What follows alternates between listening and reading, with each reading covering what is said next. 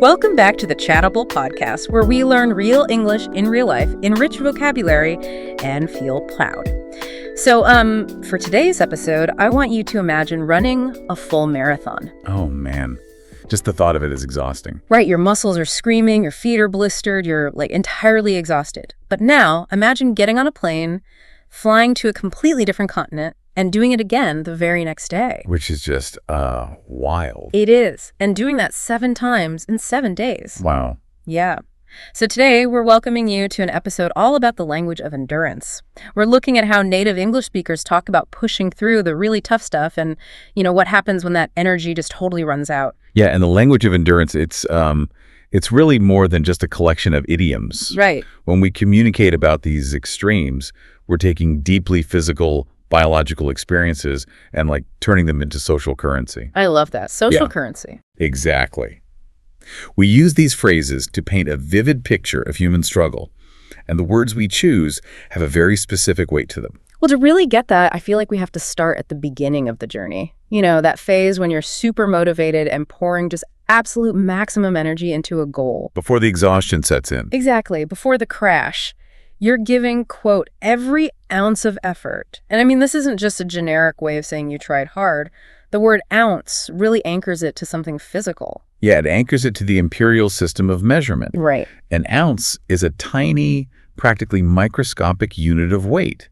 It's roughly 28 grams. So, how heavy is that in real life? Well, if you hold a single slice of bread in your hand, or, just a standard wooden pencil, okay, you're holding about an ounce. So by telling someone you're putting every ounce of effort into a task, you're kind of forcing them to visualize your energy being scraped out at this granular level. Like scraping the bottom of a jar. Exactly. Mm-hmm. The implication is that even the tiniest, most microscopic bit of capability you possess has been utilized.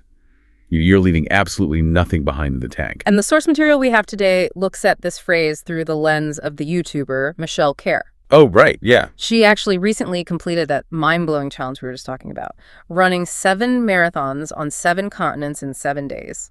Which is just unbelievable. Right, because you cannot fake your way through an undertaking like that. I mean, you're dealing with extreme jet lag, severe muscle tearing, drastic climate shifts going from, Antarctica to Africa. Your body is just under siege. Totally. And when her fans flooded the comments to praise all her months of intense training, they repeatedly used this exact phrase. They said she gave every ounce of effort. And it fits perfectly. It really does. It captured the absolute extraction of her physical and mental currency. Well, the scale of her challenge matches the gravity of the idiom, In social contexts, every ounce of effort is a high praise phrase. High praise. It commands respect because it describes a situation of extreme difficulty and survival. It elevates the action. Okay, but if the phrase implies that much sacrifice and gravity, I assume I can't just, casually sprinkle it into my day-to-day conversations, right? What do you mean? If I tell you, hey, I put every ounce of effort into writing my grocery list today. Oh, no, that sounds absurd. Right. It feels weird. Because you're fundamentally changing the function of the phrase when you do that. Yeah. Applying a high-praise idiom to a low-effort task turns the phrase into a tool for sarcasm. Ah, sarcasm. Okay. Yeah, so if someone named Chloe says she put every ounce of effort into checking her morning emails, she's using hyperbole to mock the task itself. Or maybe highlighting how utterly exhausting her morning feels, even though the task is objectively simple. Exactly. It weaponizes the phrase. Because checking emails or writing a grocery list doesn't require ounces of anything. It barely requires a conscious thought. Right. To use it genuinely, you really need a scenario with real, tangible difficulty. Well, consider a student, let's call him David, who's trying to finish a massive research project before a strict deadline. Oh, we've all been there. Right. If David is at the university library until closing time every single night, digging through complex academic journals, running on 3 hours of sleep. Keeping all the parties. Exactly, skipping social events to get the work done. The phrase honors that sacrifice. Oh, I see. Saying David put every ounce of effort into his research validates that microscopic extraction of his energy. Okay, so let's say you've done that. You've spent your last ounce. Your muscular bank account is completely overdrawn. What actually happens in your body in that exact second? That's where things get intense. Because you can't operate a machine at maximum capacity forever without consequences, right? And endurance athletes have a very specific name for that moment of total bankruptcy. They do. That sudden, brutal stop leads us directly into our second phrase, which is hitting a wall. Yeah. If every ounce of effort is the microscopic measurement of dedication, hitting a wall is the sudden biological consequence of it. It's the crash. Exactly. It's a phrase that originated heavily within endurance sports, like marathon running or long-distance cycling. And it describes a physiological crisis known as glycogen depletion. Okay, so break down the mechanics of that crisis for us, because it isn't just a metaphor for feeling a little tired, is it? No, not at all. So when you engage in intense physical activity, your body relies on carbohydrates stored in your muscles and liver. That's known as glycogen. Okay, glycogen. It's your primary source of energy. It's an easily accessible, highly efficient fuel. However, your body can only store a limited amount of it. Like a gas tank. Exactly like a gas tank. Yeah. During a marathon, you are rapidly burning through that specific fuel tank. When those stores are completely empty, your body is forced into a metabolic shift. Uh-oh. Yeah, it has to start burning fat for energy instead. Wait, so it's like your car completely ran out of premium gasoline on the highway, and now the engine is desperately trying to burn the car's own seats just to keep the wheels moving forward. That is a highly accurate way to look at it, actually. Burning the seats. Yeah, because fat oxidation is incredibly inefficient compared to burning glycogen.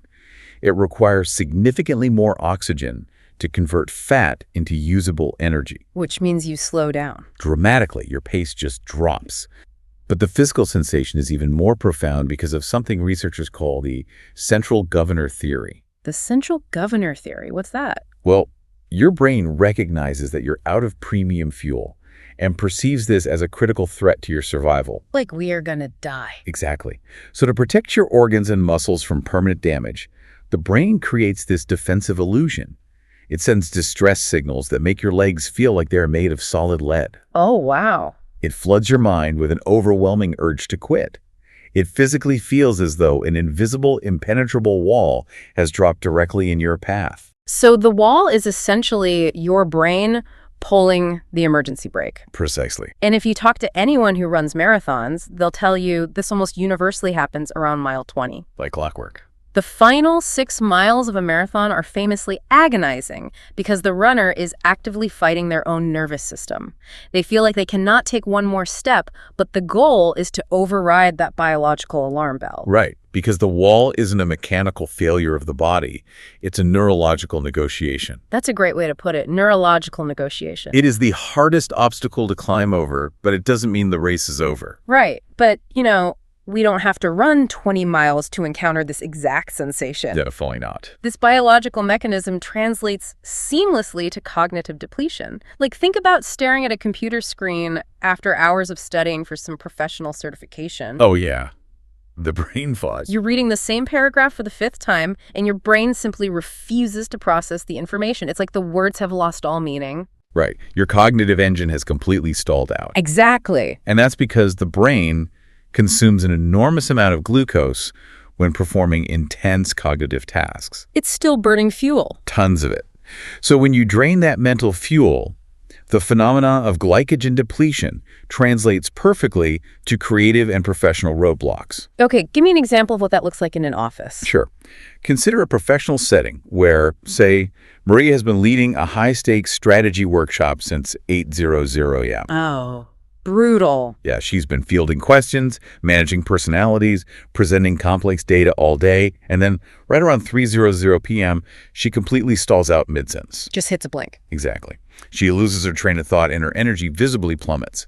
She hit a wall and had to call for a 10-minute recess just to regain her baseline focus. I feel like the same thing happens in creative pursuits, too. Oh, absolutely. Like a novelist, say, Elena. She might sit down at her keyboard and hammer out 10 brilliant pages in this manic burst of inspiration. The dialogue is flowing, the plot is moving, and then she completely freezes. She has absolutely no idea what the characters should do next. She basically drained her creative glycogen, and the inspiration is simply gone. Yeah, that's exactly it. You do have to be careful with how you deploy this phrase in a professional environment, though. Really? Why is that? Because hitting a wall implies a total involuntary loss of momentum. So using it incorrectly can send the completely wrong signal. How so? Well, if you tell your manager, hey, I've hit a wall on this data entry project, just because the task is tedious and you're feeling a bit unmotivated, your manager's going to interpret that as a total mental shutdown. The heavy phrase. And using it for minor boredom really devalues the severity of the idiom. Right, that is crucial context. If you casually announce you've hit a wall over a routine spreadsheet, your boss hears, I am physically and mentally incapable of continuing. Exactly. While you might just be thinking, I'd really rather go grab a coffee right now. Right. And beyond that, if you do genuinely hit a professional wall, you shouldn't report it to leadership without a ladder. Without a ladder. I love that. Yeah, because if you just announce the wall and stop talking, it signals a complete surrender to the obstacle. The expectation in a professional environment is that you acknowledge the depletion, but present a navigation strategy. So what does that sound like in practice? You'd say something like, I've hit a wall with the current data analysis model, so I am going to consult with the engineering team this afternoon to approach the data from a different angle. Okay, so the wall is presented as an active challenge you're working to scale, not a permanent excuse to just abandon the project entirely. Exactly. You have to maintain ownership of the obstacle. That makes a lot of sense. So, taking a step back, let's look at the underlying social implications of these two phrases. We've explored the granular weight of the ounce and the biological crash of the wall, but when we use them in everyday conversation, they serve distinctly different narrative purposes. They do. They shape the stories we tell about ourselves and others in contrasting ways. Right, they carry different vibes. They absolutely carry different social weights. The phrase, every ounce of effort, creates a narrative of heroism and respect. It's inspiring. It elevates the subject.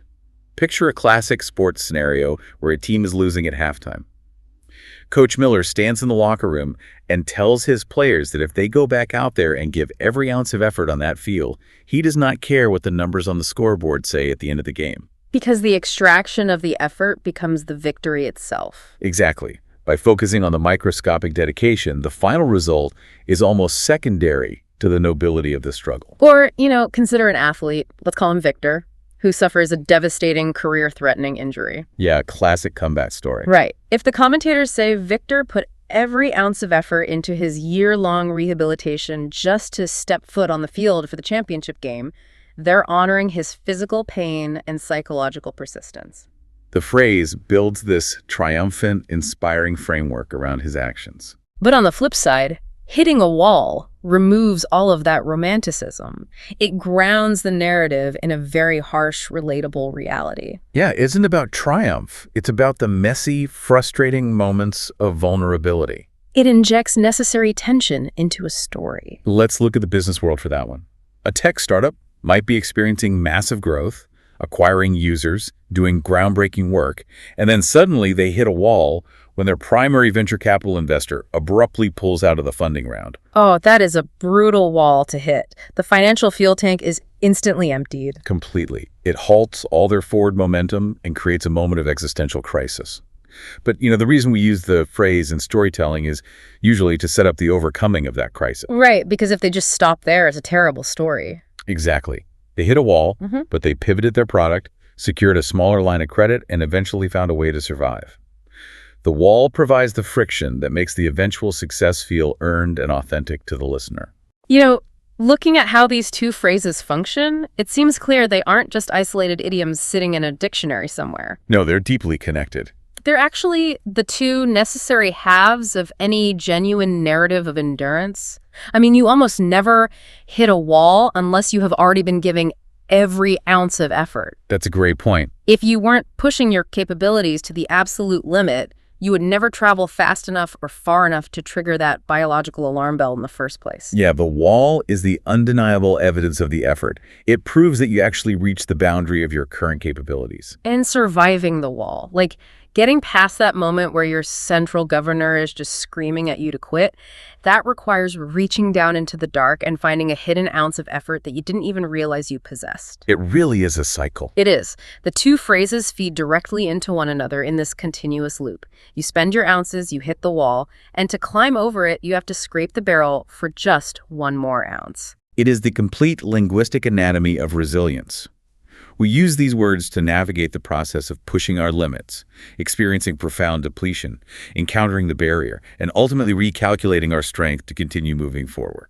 Well, to bring this episode full circle, we've traveled from the tiny, granular measurements of the imperial system, leaving absolutely no energy behind, straight into the harsh physiological reality of glycogen depletion. We really covered a lot of ground. We did. We've seen how the marathon runner's physical crash mirrors the cognitive stalls we experience in our boardrooms and our creative studios.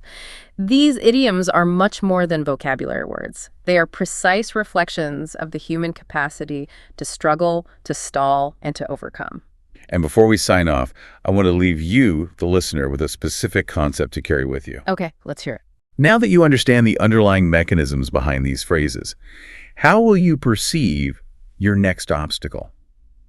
The next time you feel like you have hit a wall, whether you're deep into a grueling professional project or struggling to master a complex aspect of English grammar, will you recognize it for what it truly is? Which is? It's not a permanent, impassable barrier. It is just your brain's central governor responding to a temporary lack of fuel. Think about how recognizing the wall as a biological illusion might entirely change your approach to finding your next ounce of effort. Wow. That is a powerful reframing of how we view our own exhaustion. Thank you for joining us for this episode. We hope you walk away with a deeper command of the language you use and perhaps a new strategy for navigating whatever walls happen to be standing in your way right now. Keep pushing your boundaries, keep finding those hidden ounces, and most importantly, keep learning. We will see you next time.